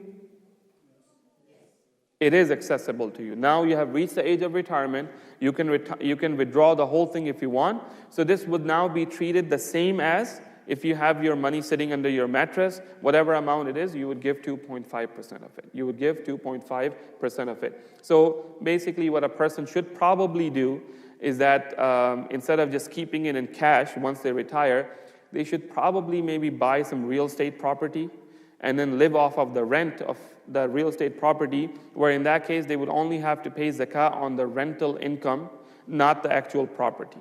Okay, so convert it into a different form which might be more beneficial and probably financially might be more feasible and more stable as well. Wallahu alam. And again, you can consult this book for more. Now, somebody asked me a question. They said that, what about if we have debt? Yes. Okay, all right. What about if I have debt? Let's say that I have a car payment of $5,000 a year, let's say, okay? And I have a house payment of let's say, $25,000 a year, okay? Now I have $100,000 that I have to pay zakah on. Can I deduct the amount that I would have to pay in the housing and in the car and any other loans that I might have? But let's just use these examples. What do you think? Yes or no? For 1 year, yeah. So I'm saying that the house, the annual payment is $25,000, right? If you were to pay all of it, it's, let's say, $25,000. So in this case, here's the thing. On the day that your zakah is due, whichever day you make it to be, right? Let's say you do it on Ramadan first, okay? Or you do it on Shawwal first, or you do it on Dhul Hijjah, whichever day you do it. On that day, whatever amount of money is in your hand, you're supposed to pay zakah on that. Okay?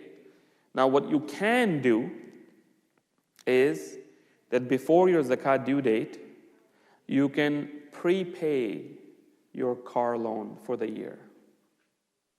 Okay? And you can prepay your housing loan for the year.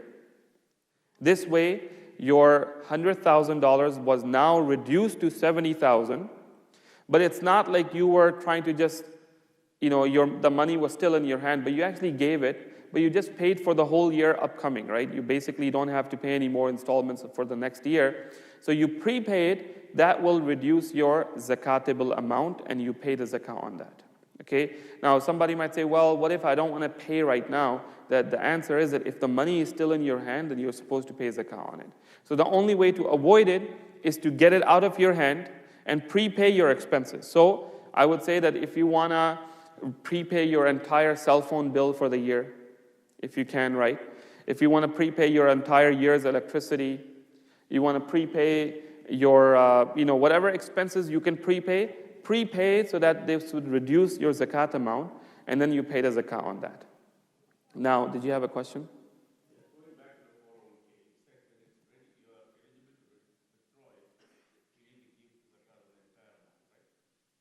Yes.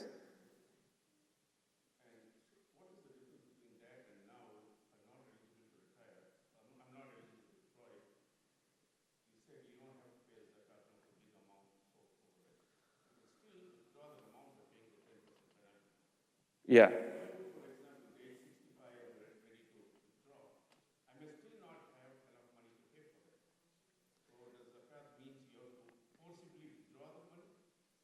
So now, once you reach the age of retirement, that money is completely accessible to you. All you have to do is basically, send in a request that I want to withdraw, so that money is now accessible to you. Before that, the issue is the issue of accessibility with penalties and whatnot. So Islam does not force you to harm yourself. Okay? So it does not force you to get penalized, 10, 15, 20%, whatever amount of percentage that you will get penalized in taxes and early withdrawal penalties. So you don't have to do that. You can delay the zakah and then pay when you are able to withdraw or you actually withdraw. You're avoiding the penalty, yes. Because it's unnecessary harm on a person. Now, if a person had other situation in life and they said, okay, I'm 55, but I'm going to withdraw today. It doesn't matter. I don't care about the penalty. So in that case, they withdraw. They pay the penalty that's already taken out. Whatever they get in hand, then they pay the zakah on that, and the rest is theirs to use. Okay?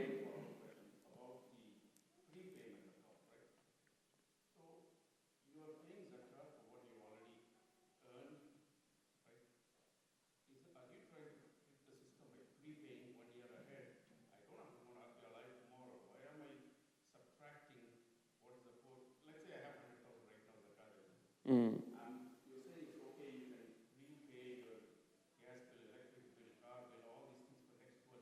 Yeah.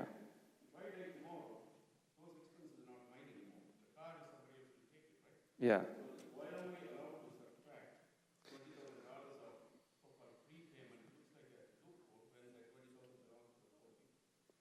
Well, nobody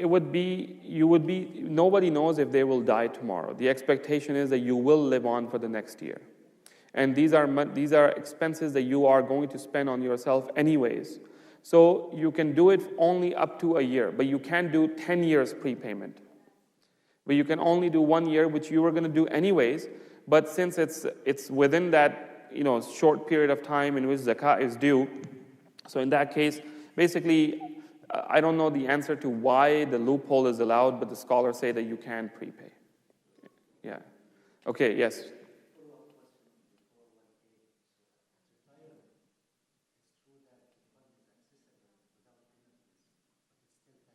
It's still taxable, yeah.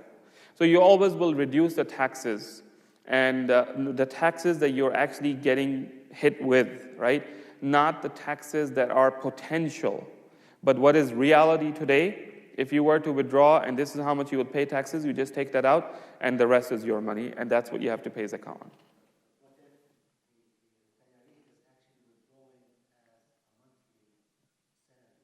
Yeah.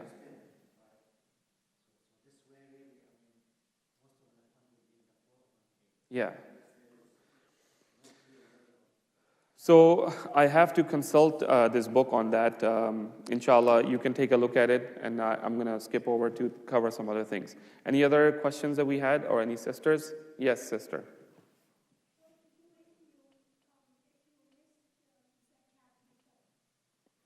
If you miss zakat before, then you have to pay that zakat. You have to pay, like let's say you didn't pay it last year, you have to pay for last year, and then you have to pay for this year again.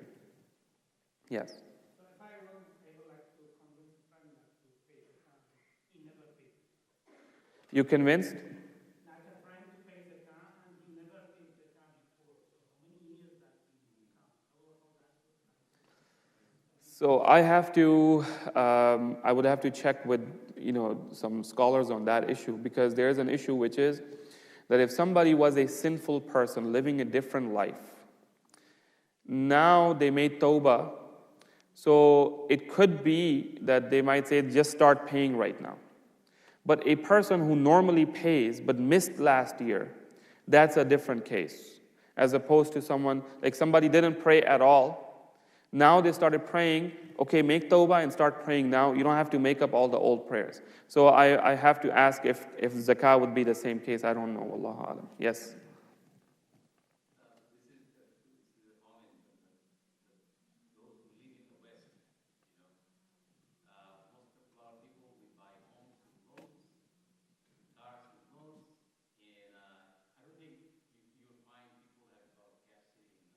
Mm.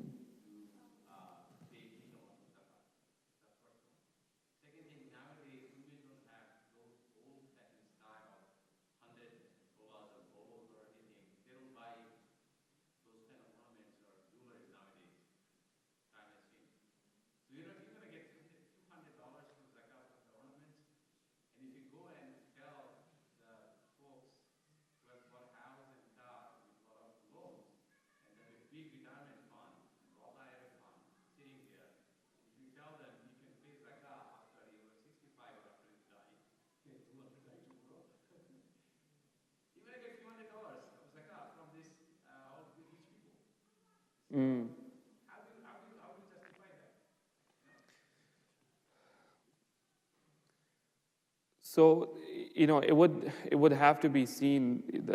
The scholars would have to basically look at it, and they might, like I said, that up until recently, the gold was the standard for any cash. That because money used to be representation of gold. Okay, but now the scholars are saying that number one, money is not representation of gold, and number two is that the silver is so much lower that we have so many poor people that we need to lower the nisab in order to solve the problem that's in front of us. So the scholars would have to take a look at it and address the situation that, okay, if there's abuse of zakah going on, then that's when they will start to get on that and propagating that, no, you don't do it this way, you do it this way. Wallahu a'lam. Okay, let me move on so I could cover some important things, which is how the zakah is paid, okay?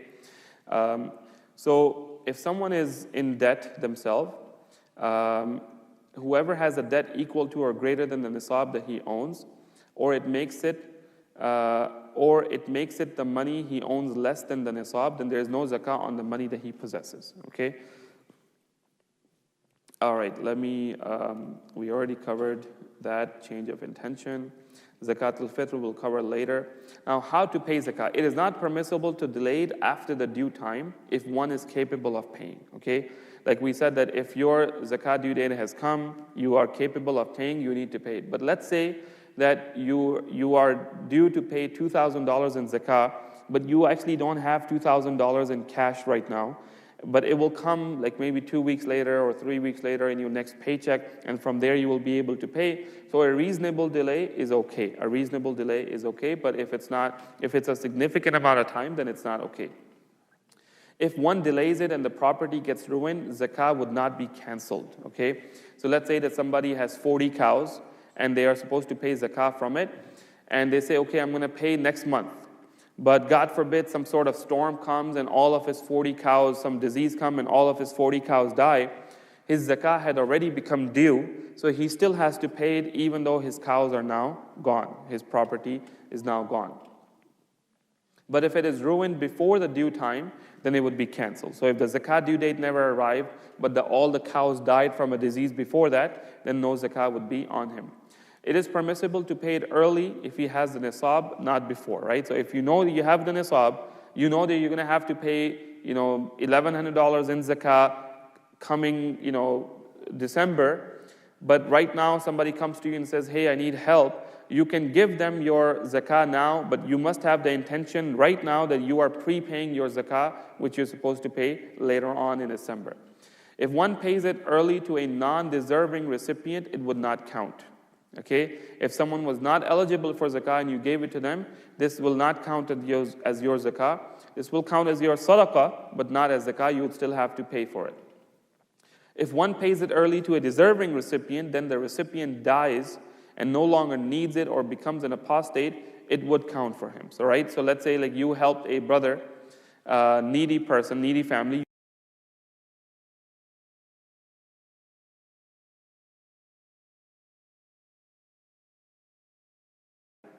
Or the man apostated, he left Islam, right? In this case, he would not be eligible to receive zakah. But since you gave it at the time, it was okay, you are forgiven, you don't have to worry about it.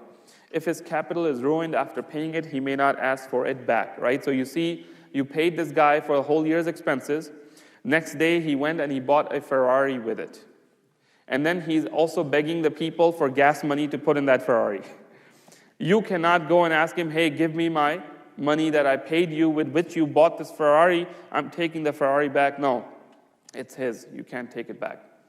It is not allowed to transport zakah to a land far enough that it would be permissible to shorten the prayers unless one does not find anyone to take it who deserves it in his own area. Okay? This is the general rule. So the general rule is, if you live here, you need to pay your zakah here. Okay? You should not even be paying your zakah in like Houston or Dallas, because that's a distance which is far enough for a person to shorten their prayers. Your first priority are the poor people of your locality. Okay? Now, the scholars said that there are some exceptions to this rule, and these exceptions. Now, if this system worked properly, okay, the wealthy people of Austin would be paying zakah to the poor people of Austin.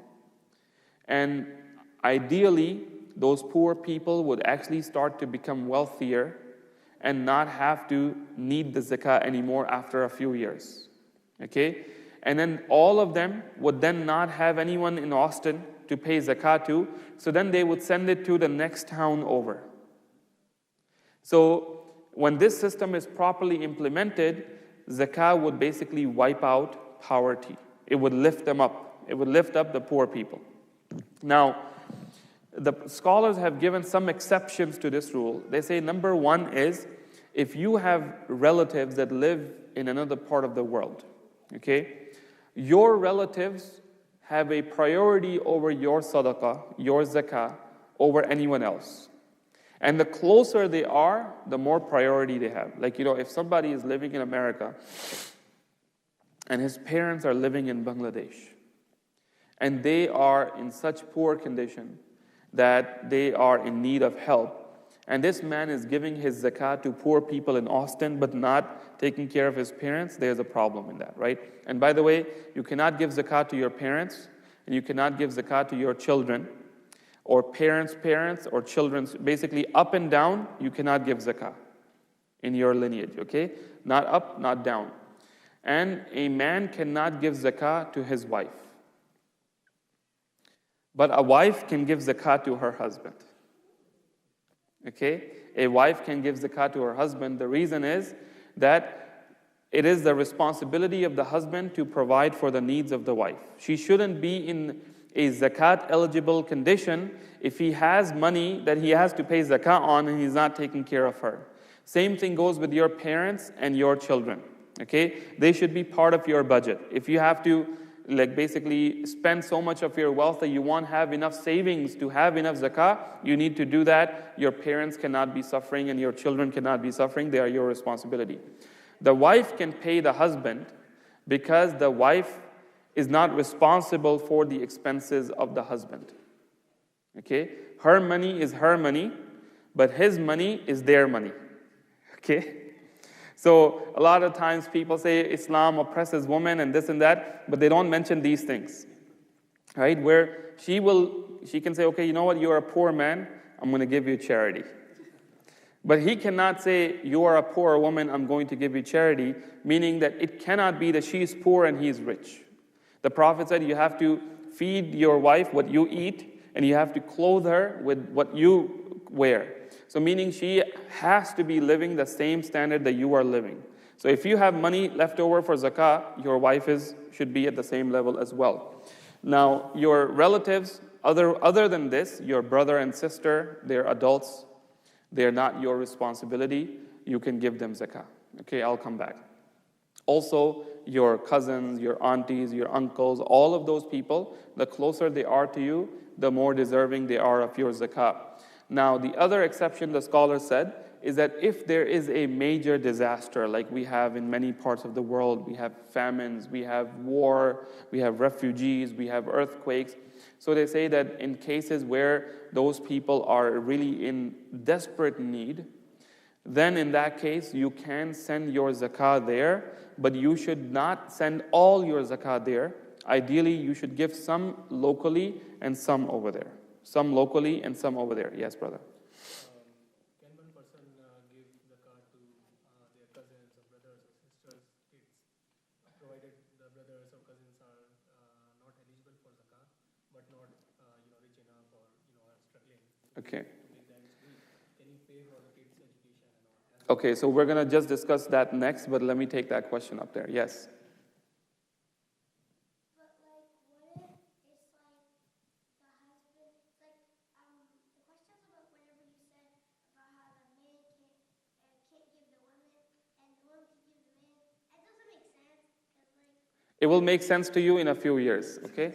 Just sit down right now. When it does, then you will come back to me. You can ask me more questions, inshallah. Yeah. Yes. Can zakah be given for Hajj and Umrah? And the answer is no. Because if someone cannot afford Hajj, then their Hajj, they are not obligatory upon them to make Hajj. Okay? But can zakah be given to a for wedding expenses, yes. If you give zakah and they use it for hajj. So that maybe become more clear when we look at who can we give zakah to, okay? Normally you're supposed to be giving zakah to someone who is either a faqir or a miskin, okay? What is the difference between a faqir and a miskin? Who knows? إِنَّمَا الصَّدَقَاتُ لِلْفُقَرَاءِ وَالْمَسَاكِينِ. So what's a faqir and what's a miskin? Miskin is an orphan. The miskin is the one who doesn't have enough. And who? What's the difference? Okay. Okay. Okay. He needs some help. Okay, all right. Yes. Okay, all right. Okay, all right, yes.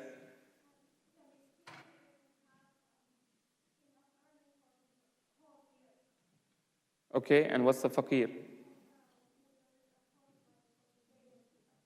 For daily basis. Okay. So my understanding is that a faqir is someone who is always underwater. Okay, so for example, his monthly expenses are $1,000 and he only earns $800. Okay, so he's always underwater. A miskin is someone whose monthly expenses are $1,000 and he's earning $1,500, $1,200. He's able to make it fine. But now his car broke and he needs to pay $3,000 to fix it. Okay, he's normally okay, but a specific need has arisen, maybe a medical expense, maybe car broke down, maybe a tree fell through his house and he needs help right now. So this is a needy person. So someone who has a specific need versus someone who is always in need, a faqir, right? So these are the primary categories of zakah, the faqir and the miskin. So Allah says, إِنَّمَا صَدَقَاتُ لِلْفُقَرَاءِ وَالْمَسَاكِينِ وَالْعَامِلِينَ عَلَيْهَا. So the third type, so let me ask you a question. So if you were giving your zakah to either a faqir who is always underwater, so ideally you are giving them zakah for them to get their food and bread and flour and stuff like that, right? So they would not, if they had enough that they could survive and go for hajj with your money, then that probably means that they were not faqir in the first place. Or if they had a specific need, let's say that this person said, hey, I'm okay, but my car broke down and I need $5,000 to go for hajj. And you give them $5,000 to fix the car. So you give them $5,000 to fix the car, but instead of fixing their car, they go for hajj, then you are not responsible for that. They have to answer for that. But your zakah is paid because you gave it with the right intention. But someone who doesn't have enough money, they don't have to go for hajj. And if someone is in debt, right? Let's say I owe you money. Let's say I owe you like $20,000 and hajj comes around and $20,000 came to me from somewhere. And now I have a choice of either going for hajj or paying you back. Can I go for hajj? I can go for hajj, but I have to ask your permission. Okay? I have to ask your permission. You might say, you're a kind-hearted person, you say, you know what, okay, inshallah, you can give it to me next year, and right now you can go for hajj. That's fine. But even if you are a billionaire, but you say, hey, I want my money back, I am not supposed to go to hajj with money that actually is yours. Okay? The third category is the people who work in zakah, right?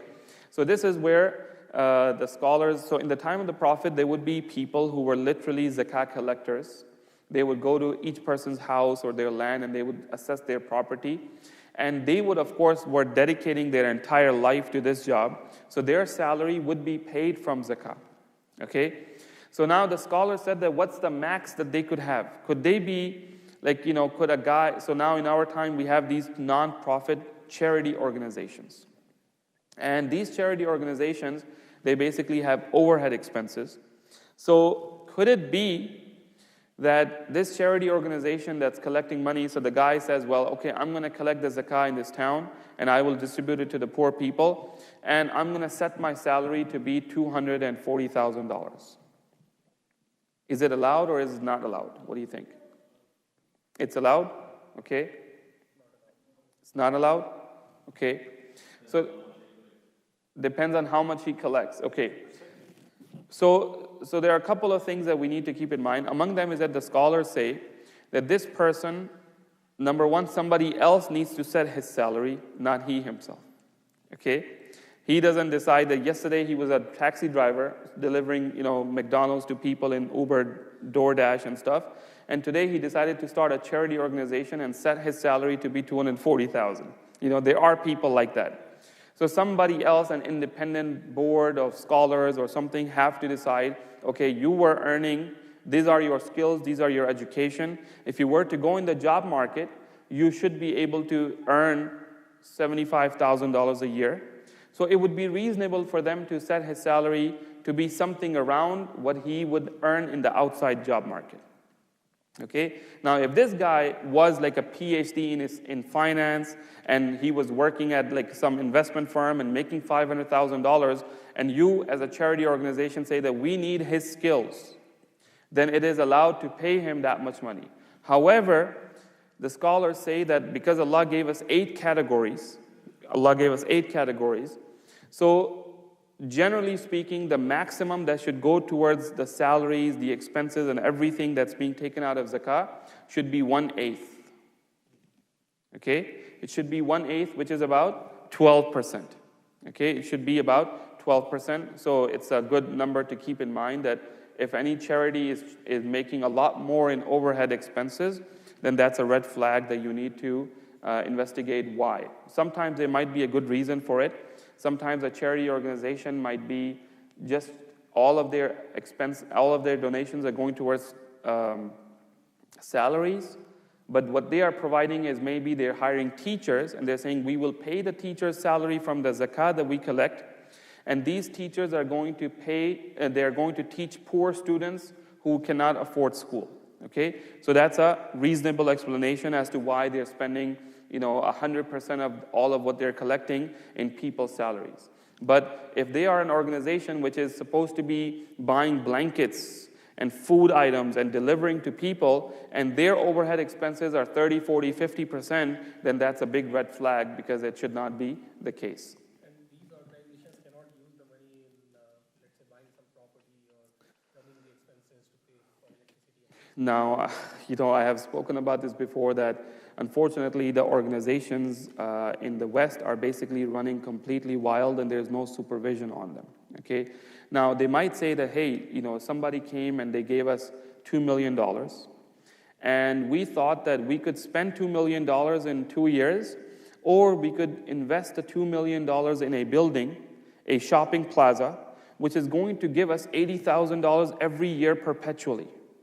And we are going to use that. So somebody has to kind of independently look at what they're doing with that money and say it's okay or not, like an independent third party, okay? The problem usually happens is, I am the CEO, and I have a board, and the board is completely independent, they set my salary. Who are the board members? I'm the chairman, my wife is the vice president, and my brother is the secretary, and my brother's wife is the treasurer, for example, right? That is where it's really, really, fishy business, and it's not a good thing. So one of the things that charity organizations, they get rated on is to declare the salary of the CEO. Okay, because one of the common things is, one guy, he just starts his own organization, he sets his own salary, and whatever is left over, he spends in charitable causes. Okay? That should not be the case. So the fourth type is those whose hearts are to be reconciled, which is in the time of the Prophet when there would be someone, a new Muslim, but he became Muslim for political reasons. His heart has not yet entered Islam. Okay? In this case, you could give them from zakah to kind of soften their heart, make them like Islam and bring them closer. And what would happen is that if he was a tribal leader, if he came closer, his whole tribe would become Muslim and they would become sincere Muslims. Okay? So in the time of the Prophet, they used to give it, but during the time of Umar radiallahu anhu, remember we talked about in the Jummah, they knocked down the Persian Empire. Right? They were now the superpower. Islam was strong. People wanting to become Muslim now. So at that time, Umar radiallahu anhu said that now we don't need to give people for this reason, which is وَالْمُؤَلَّفَةِ قُلُوبُهُمْ, because now Islam is not weak, Islam is now strong. Okay? So he basically suspended this category during his time. Of course, in our time, we are now living in another time where Islam is weak, and we may have to use some of that in order to bring certain people. So one of the things that we'll see later on is fi sabilillah category, right? In the way of Allah. Now, in the time of the Prophet, the Sahaba, fi sabilillah was meant that the soldiers who are going to defend Islam, their expenses could be taken from zakah. In our time, there is no army that's out there to defend the rights of Islam and Muslims, but the rights of Islam and Muslims are now defended by our local politicians. Okay, our senators, our congressmen, that if we have a good relationship with them, we make political contributions to them. So when an anti-Muslim bill comes up in their Senate or something, then these people who have good relations with us, they are likely to say, no, we're not going to vote for it, right? So they say that one of the modern applications of it is that you can use some 1/8 of zakah, up to 1/8 of zakah, to make strategic political contributions to politicians who may be there deciding on the freedoms of Islam and Muslims. Okay? This is a modern way of fi sabilillah, protecting Islam and propagating Islam and defending the Muslims. The fifth type is the slaves, wafir riqab. So basically, if someone was in captivity, you could use zakah money to buy their freedom and free them. Number 6 is those who are in debt, who borrowed money for themselves to afford permissible things. Okay? If someone borrowed money for impermissible things, then they are not eligible to be bailed out from zakah money. Or to reconcile between two Muslim parties. Okay, so let's say two brothers had a big fight with each other because one brother borrowed $5,000 from him and didn't pay back. But this third person comes in the middle and he says, look, you know what? We need to patch this up and we need to end this conflict. And the guy says, look, I don't have money to pay him. So he says, okay, you know what? Let me borrow from the Muslim community on my name and pay off this loan. So he goes around, he says, hey brother, can you please lend me 1,000? Can you lend me 2,000? Can you lend me 3,000? And he raises the money like that, and he pays off that in order to reconcile between these parties. Okay? Now, this person, he owes other people money to try to fix this thing in the people. So in this case, this person can be bailed out from his debt, which was done for a good reason to reconcile between two parties, from the zakah money as well. The 7th type we talked about in the cause of Allah, fi sabilillah. And the 8th type is the wayfarer, the traveler. Okay? Now the traveler could actually be very wealthy. He could be a billionaire in his own land. Okay? And this sometimes happens where somebody, let's say some like a billionaire in Russia. Okay? All of a sudden he gets an overnight phone call. He says, Putin suspects you. Get out right now. Okay? He packs his bag, whatever he could get, and he leaves from there to save him and his family's life. Now, back home, he's a billionaire, but now he's here and he doesn't have access to all of that money. Okay? If he's a Muslim, we can actually take care of him from zakah until he has either to survive as long as he needs to survive, or if he needs money to go back or to go to a different land where he could access his money, you could give him that much money, even though he may be wealthy, but he doesn't have access to the money right now. So I think that, okay, let me just finish this as last slide. So how much do you pay to a poor person? How much do you pay to a needy person? The poor and the needy are given what is sufficient for their needs. Okay? So if every month they are $200 below water in terms of their expenses, you can give them $200 for every month. If you're going to give them every month or whatever, you can give them that much.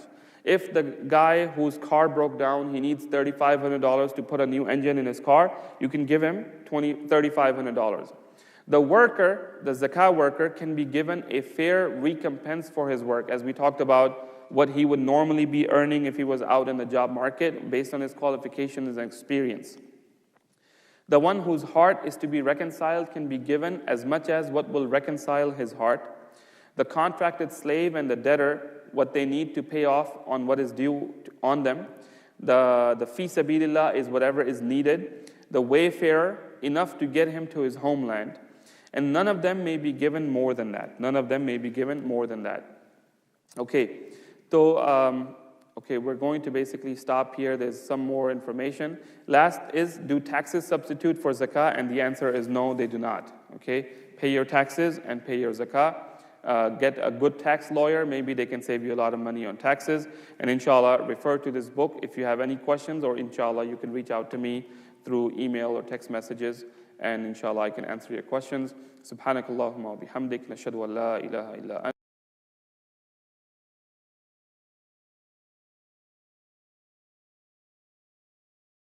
Will answer the question.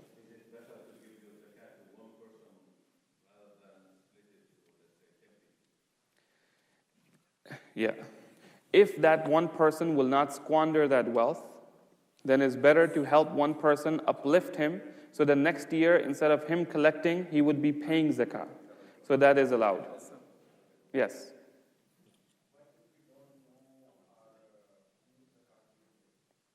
Oh, so that's a good question that a brother had asked earlier, which is, how do you know your zakah due date?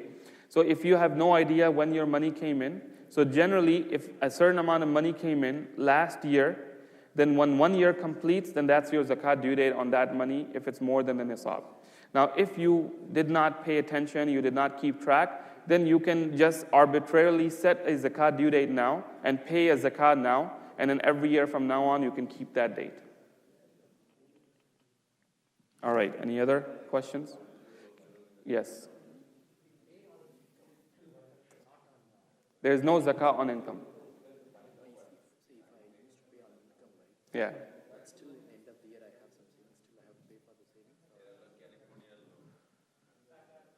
Give me an example. Yeah. 2.5%. Okay. Yeah. No, you don't have to pay again if your intention, each time you give the $25, your intention was that I am prepaying my zakah. Okay? If you just said I'm giving $25 in charity, that does not count for your zakah. So you should have the intention that I'm prepaying my zakah. If I end up overpaying, no problem. But underpaying won't happen that way. Yeah. Yes, brother. Kind of similar question. So you have to have the intention to give zakah? When you're giving zakah, you must have the intention. Okay. Yes. If you gave it just as a gift or as a sadaqah, then that does not count as your zakah. Well, with these online organizations,